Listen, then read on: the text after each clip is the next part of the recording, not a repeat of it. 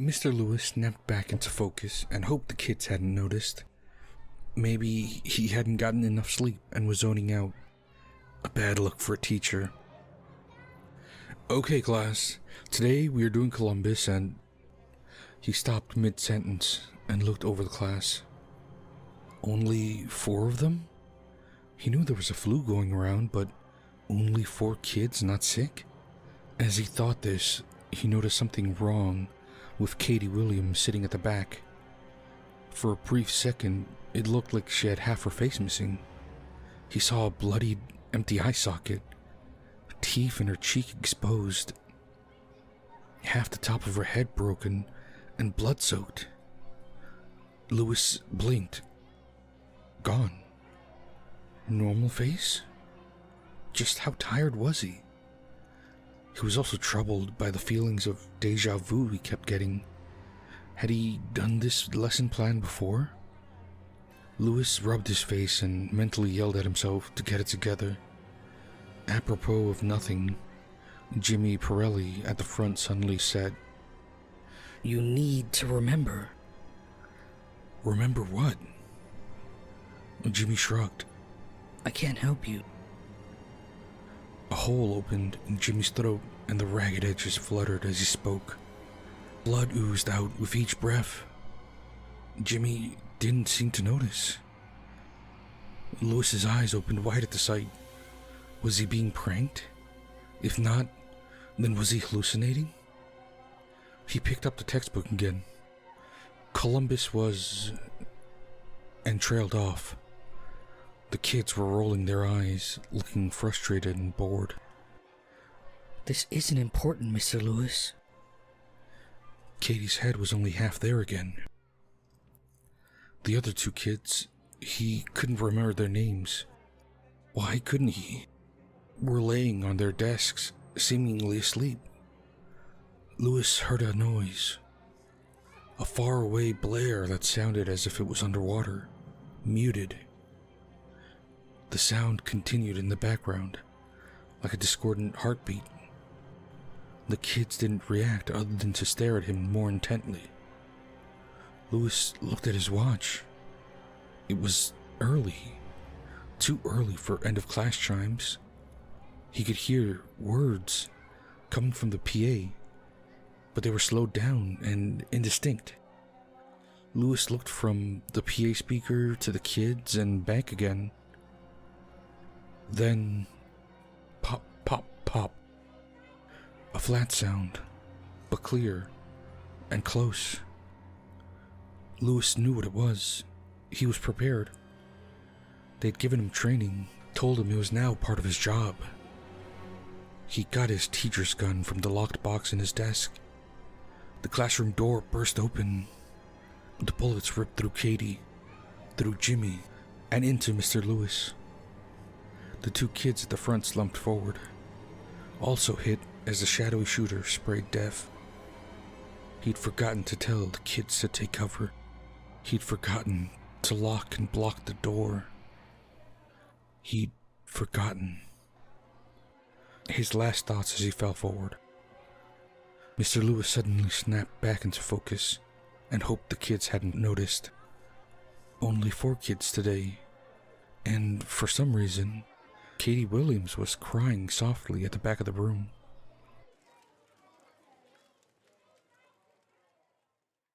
Now, I don't know a ton about the history of my childhood home, but I do know that it was old as hell, and one of the creepiest places I've ever lived in. It was a 4-story house. Fancy, right? With lots of dark spaces and long stairways. Basically, it was really big. There wasn't a moment in that house that I felt like I was truly alone. And there wasn't a hallway that felt truly empty. I was just barely out of toddlerhood when I started to develop severe anxiety. I was afraid to do anything alone. I was always checking behind me, sleeping with my head under the covers, seeing things, hearing things, you name it. I'm almost 100% sure that there was something paranormal making me feel that way. I wasn't the only one seeing and hearing things though. My older brother shared a room with me, and he always slept on the top bunk. His bed was maybe a foot away from the ceiling, and the attic was right above us. He told me that some nights he'd hear adult footsteps right above his head, just circling the attic. But it gets weirder. He's told me that at one point he woke up next to a shadowy figure just lying in bed with him. He claims the figure had 2 white specks for eyes, and that it wasn't acting malicious, just lying there silently. This might have been some kind of sleep paralysis hallucination, but considering the other events, I wouldn't be surprised if it was some kind of spirit. And now, on to the worst one. The playroom. That room was the creepiest fucking thing in the house, and I get shivers just thinking about it. It sat at the end of a long hallway on the top floor, just below the attic. My room was down the hall from it, and it was always pitch black. I remember staying up at night, staring at it, just in case something moved. I often couldn't take my eyes away, in fear of something appearing if I did. Somehow, every time I looked at that doorway, the door was wide open. And the door wasn't weak either. It worked perfectly fine and wouldn't open unless you turned the knob. I'd ask my dad to close it before I went to bed, and it would stay closed for a bit until it just slid open again. I'm not a door specialist, but it was just arguably creepy. But wait, there's more. Now that we're older and out of that house, me and my brother found out that we shared a terrifying experience. We both saw something incredibly creepy in that same place. I remember it vaguely. It was a small, neutral, glowing white face in the playroom. It looked a bit like a little kid from my memory. It had no body, just a pure white face in the dark. It was around my height, and its eyes were kind of just not there. I don't remember much, but I remember it was the single most terrifying thing I'd been through. I don't know if I hallucinated or what, but I know it felt incredibly real at the time. Maybe it was a dream or something, because all I remember is seeing that fucking face, getting scared, and running back to my bed. I don't think I screamed, but I seriously don't remember. I kind of love-hate thinking about it because it just makes my hair stand on end.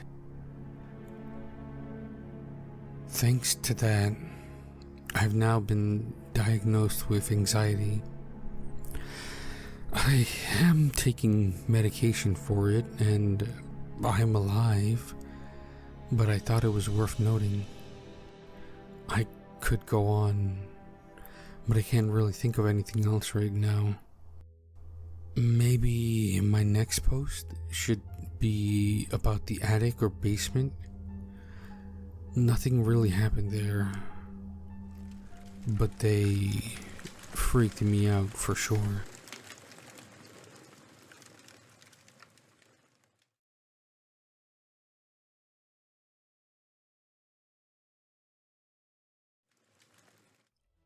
I was whistling away to myself as I arrived at the school. I knew all of the work over the next 2 days was being paid at time and a half, and I was fantasizing about all the extra money that I would be getting. I walked down the hallway until I reached the area where we were meant to be working. A recent earthquake had knocked down part of a wall, and we had been hired to fix it as quickly and efficiently as possible. Unsurprisingly, I was the first one to arrive, as most of the others were probably annoyed that we had work on the weekend.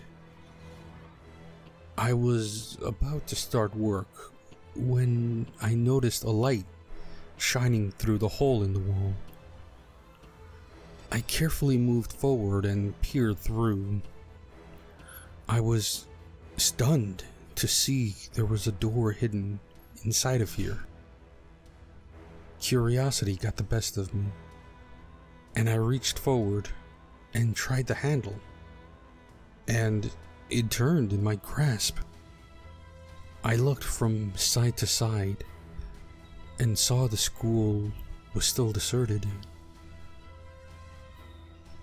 My curiosity got the best of me as I climbed through the wall and into the room that was hidden inside. I let out a gasp as I stood up to discover a classroom that still looked immaculate. The room was lined with desks, with mannequins sitting at each one. I carefully made my way towards the front of the room, to a bookshelf that was lined with textbooks. They were over 50 years old, and most of their subject matter was outdated. I turned around to leave, but froze in place as I stared properly at what I had first assumed were mannequins. My blood ran cold as I stared into the faces of almost 24 children sitting there quietly. Their faces were split open into gigantic grins that showcased their rotting teeth and yellow tongues. I tried to fight back panic as I got the unnerving feeling they were reading my thoughts. My eyes were drawn to their fingernails, which were almost 3 inches long. I launched myself at the door in the hopes of escaping before they could get up. I stood there, twisting the door handle, but it refused to move in my grasp. I let out a shriek as something smashed into the wall inches from my head. I watched in wonder as a small piece of chalk rolled on the ground and landed beside my feet.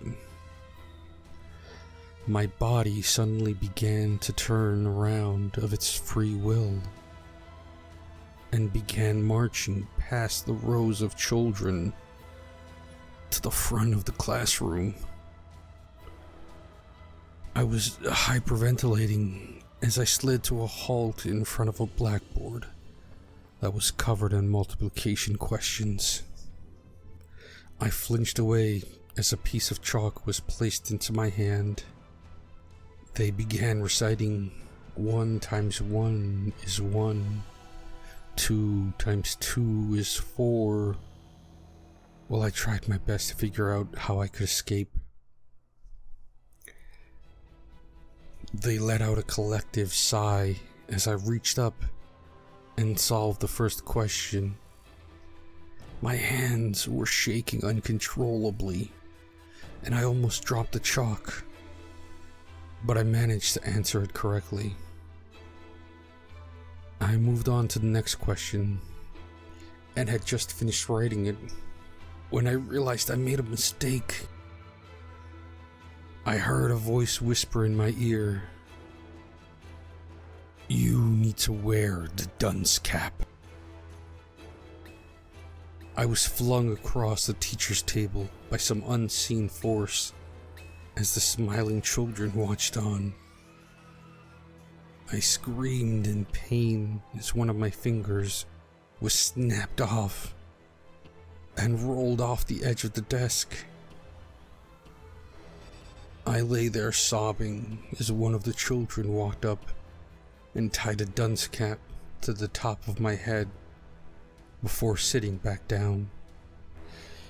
It took me over 10 minutes to compose myself and go back to answering the questions. The once white chalk had turned crimson due to all my blood coating it. I was on the second to last question when I made another mistake. I could feel the happiness exuding from the children as another one of my fingers was ripped off. I finally managed to answer all of the questions and stood there, waiting to see what would happen. Their smiles began to widen even further, and I cringed away as they began clapping. Their long nails were clicking against each other with each clap. The door slowly opened, and I kept darting my eyes towards it. I mustered the courage and began walking towards it, all the while expecting them to attack me at any second. I reached the door and looked back to see them all sitting there, waving goodbye. I climbed out the wall to discover the rest of my team had arrived. They kept asking me what happened to me, but I was too traumatized to answer. I watched in horrified silence as they each climbed through the wall and disappeared from sight.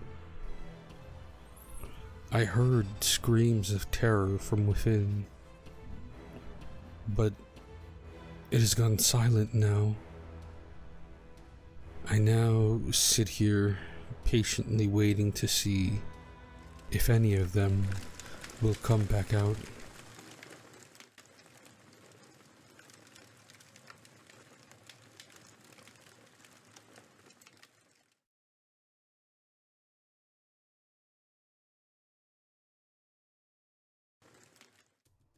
The Haunted/Cursed Objects exhibition, which featured items that had caused gruesome deaths of their owners or anyone else that got close to them, was another stunt by Professor Melvin.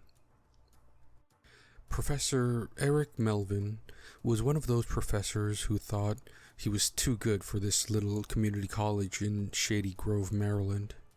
I took his art history class, which he never shied away from telling everyone he had no time for. I was shocked to see that his teaching slides were just blurry photos that he took of the pages from a textbook with his phone. What Melvin had time for were stunts. His goals were to get the attention of the gazettes or be trending on social media. His earlier exhibition, which featured only blow-up prints of a screen cap of a dating app profile, made the front page of the style section, and that was all that mattered. Unlike his other stunts, the haunted/cursed object exhibition involved me. I worked as a student assistant at the college's art department. My jobs consisted of making photocopies, answering phones, and taking turns with other assistants to guard the gallery until 8 p.m. Melvin asked us assistants to help with the setting up of the haunted/cursed object show. We all politely declined, which annoyed Melvin a bit. He stared at me with the "just you wait" look. I came from a superstitious culture where there was always someone who knew someone who had fallen victim to dark magic. No one could pay me enough to touch those literally cursed things. As I was watching the delivery guys carrying the objects into the gallery, I was surprised by how modern the haunted/cursed objects were. I was expecting a creepy painting or a scary doll. Instead, there was a plasma TV, a recliner armchair, a turquoise necklace, a miniature fire station, and even an animatronic singing fish. Without additional decor, the exhibition looked more like a yard sale. The owner of the objects had a list of rules, but Melvin never bothered to look at it. He handed me a still sealed envelope. I read the rules aloud so that Melvin, my supervisor, and other student assistants could hear them too. Dear Professor Melvin, thank you for taking an interest in my collection.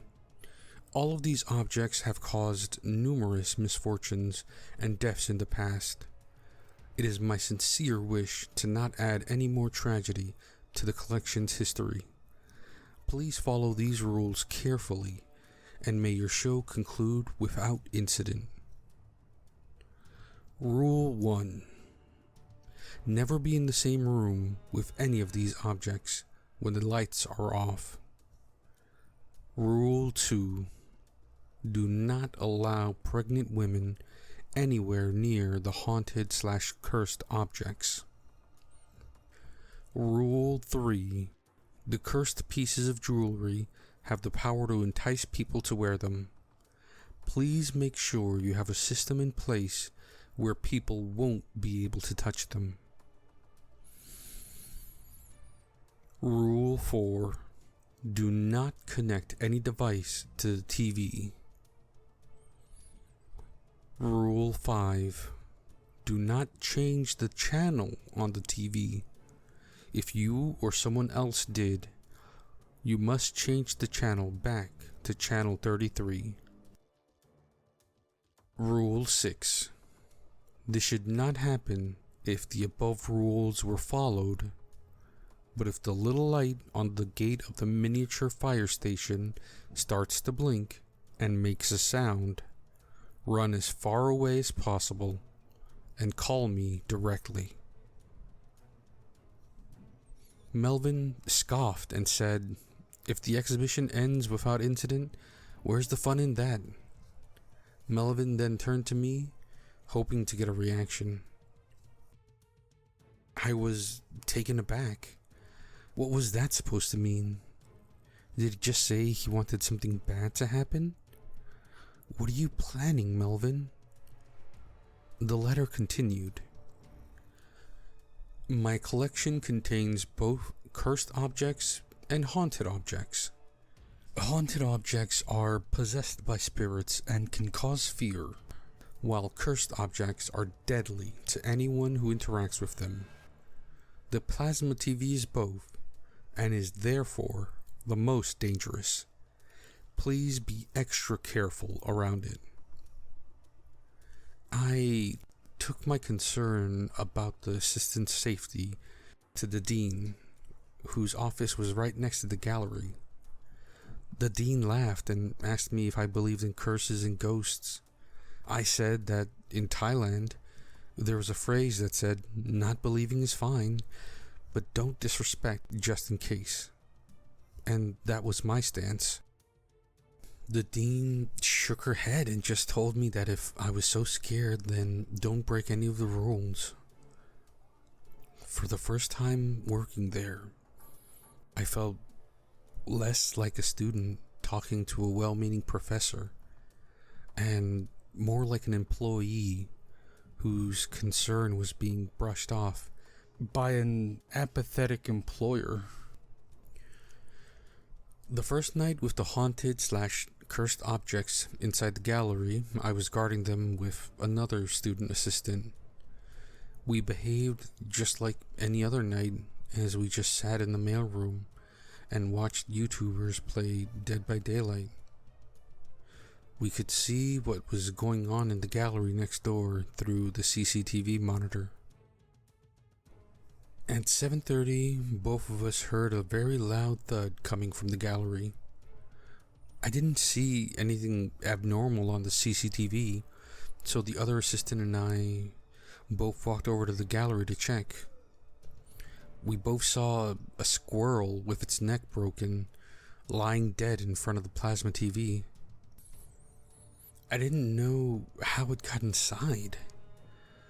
That was enough for me to creep me out and want to call it a night, even if it was a bit early. Something I hadn't thought about until then was that I had to turn off the lights, but the switches were at the far end of the gallery. I would have to walk out of the gallery in the dark, breaking rule number 1.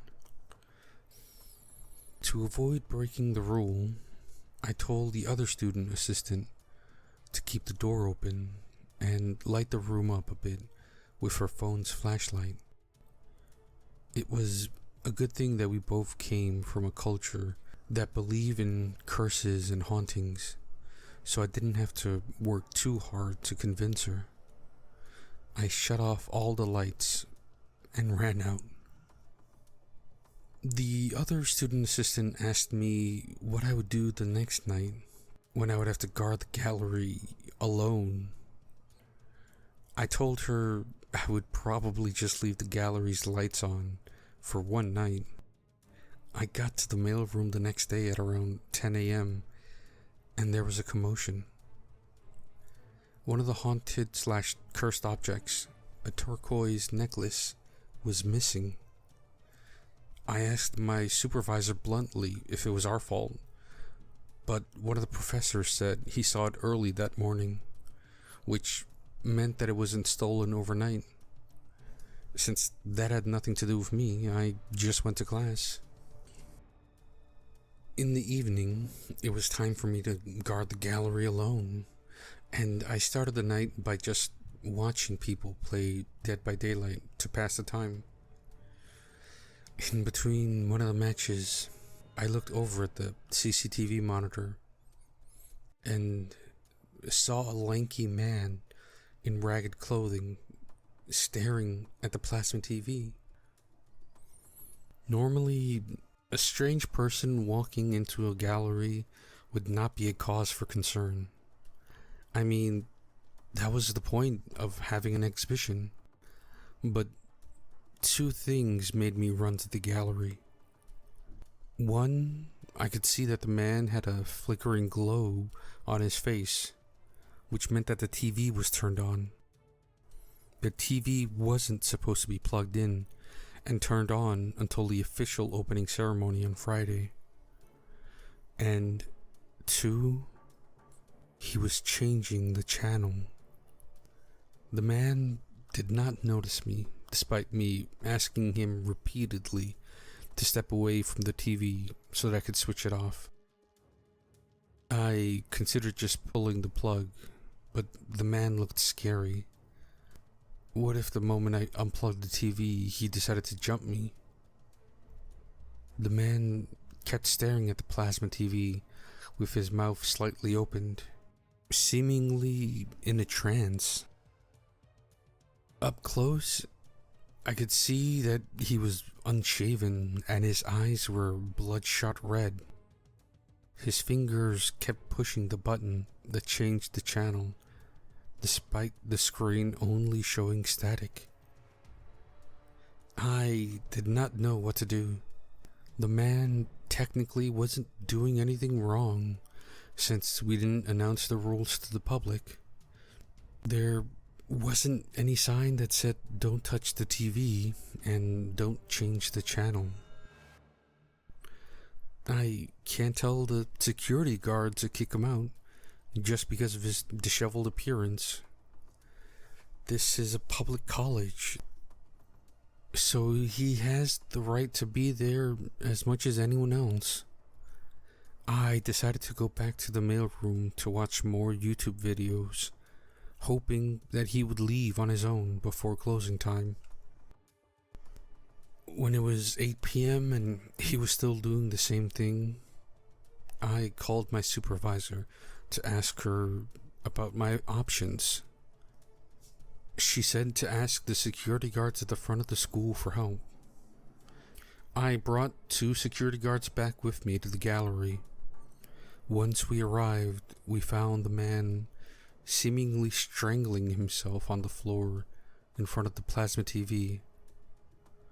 The TV screen showed a very old, black and white POV shot of a person being strangled by another man who had a sadistic glee on his face.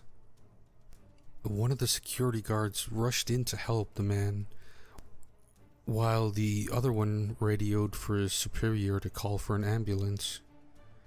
I was horrified by what I saw. The face on the screen of a smiling man started out staring downward at the person he was strangling. But after a while, he looked up right at the camera, like he was looking at me. As I was backing away from the chaos, an elevator next to the gallery made a sound. Someone was coming down from the 4th floor? No one should have been upstairs, since this was already past 8 p.m. and our building did not have any night classes. Once the elevator door was opened, a cleaning lady who was inside turned around. Her eyes were gouged out, and there was blood all over. She held her hands up and ran out of the elevator towards me. She tried to grab onto my shirt collar, but her hands missed, and she collapsed on the ground. She was wearing the missing necklace. I was so scared. I was on the floor and didn't even remember falling. The security guards, who looked shocked and traumatized themselves, told me that I didn't have to wait for the paramedics with them, and so I just bolted home. I had a hard time sleeping that night, with the image of the cleaning lady without her eyes rushing towards me, burning into my brain. I decided to go back to the college the next day to rip everyone a new one. The dean, my supervisor, and especially Melvin, for allowing this to happen. I also just wanted to get some updates on the cleaning lady and the man. On my way to the department building, a pregnant woman was walking right beside me. As we got closer to the entrance of the art building, I realized she was about to go through an entrance close to the gallery. Remembering the rules about pregnant women, I stopped her. I politely asked her what was she there for. She seemed annoyed and answered that Professor Melvin asked her to meet with him for an acting job. She was going to be in his experimental films? He asked her to wait for him inside the gallery. There was no doubt in my mind Melvin was deliberately challenging the rules. I asked the woman to wait and call the other student assistant to ask if Melvin was in. She said Melvin never showed up to his morning class and could not be reached. Before I hung up, the student assistant told me that the man who strangled himself died, but the cleaning lady survived. The cleaning lady told the police at the hospital that she didn't steal the necklace. Melvin paid her $50 to wear the turquoise necklace for a day as part of his experimental film. I turned to the pregnant woman. She was not allowed to go into the building and to go shop at the bookstore in a different building instead. I will tell Melvin to meet her there. She seemed angry, and in hindsight, I probably used the wrong words and should have tried a bit harder to convince her.